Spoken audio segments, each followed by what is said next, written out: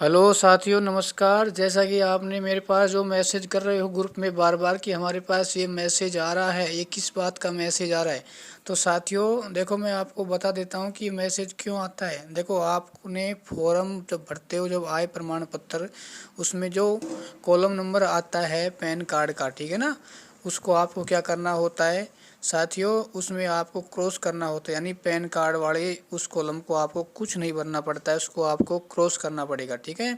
जिन साथियों ने उस कॉलम में अपने पैन कार्ड के नंबर भर दिए, ठीक है ना, उन्हीं के पास ये मैसेज आता है। तो साथियों ध्यान रखना, आपको पैन कार्ड के कॉलम को बिल्कुल काट देना है, उसमें अपने को पैन कार्ड के नंबर नहीं भरना है। यदि आप इस प्रकार नंबर भरोगे तो आपके पास बार बार बैक सिटीजन आएगा, ठीक है ना। तो इस बात को आपको ध्यान रखना है कि पैन कार्ड को तो आपको भूल कर भी उसमें नहीं भरना है।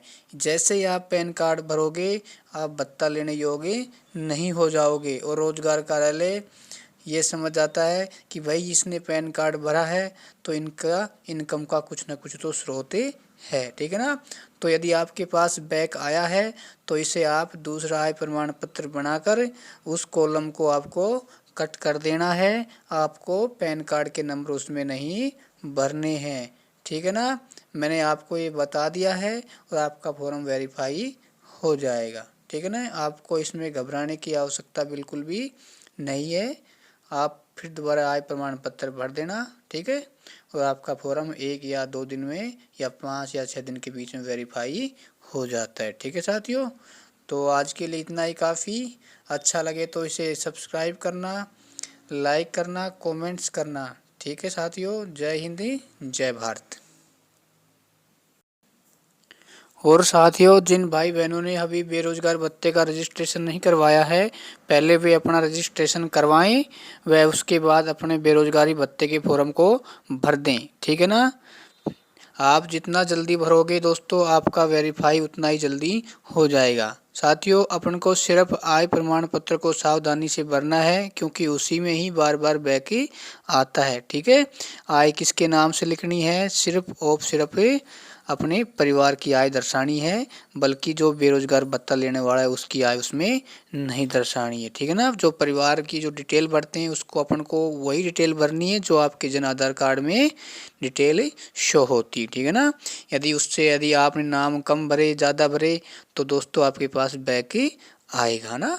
और 2 गवाहों के साइन आपको करवाने हैं, उनके मोबाइल नंबर कर लिखवाने हैं, और उसमें जो आप आय दर्शाओगे उस कॉलम में लिखना है इनके परिवार की वार्षिक आय, ठीक है, ऐसे लिख देना और आपका फॉर्म वेरीफाई हो जाएगा। साथियों, मैं बार बार आपसे कह चुका हूँ कि आप जितना जल्दी हो सकता है वह अपने फॉर्म को भरिए, क्योंकि अभी अधिकांश साथी बेरोजगार भत्ते का फॉर्म नहीं भर रहे हैं। क्यों? क्योंकि वो जितना लेट भरेंगे आपका भत्ता उतनी लेट आ भी सकता है, नहीं भी आ सकता है, ठीक है ना। क्योंकि राज्य सरकार का जो कार्यकाल है वो 2 साल का लगभग हो चुका है साथियों। तो आप जितना जल्दी हो सके इसको भर देना। अगली आने वाली सरकार का पता नहीं कि आपको 3035 रुपये दे या नहीं दे, लेकिन आपको आज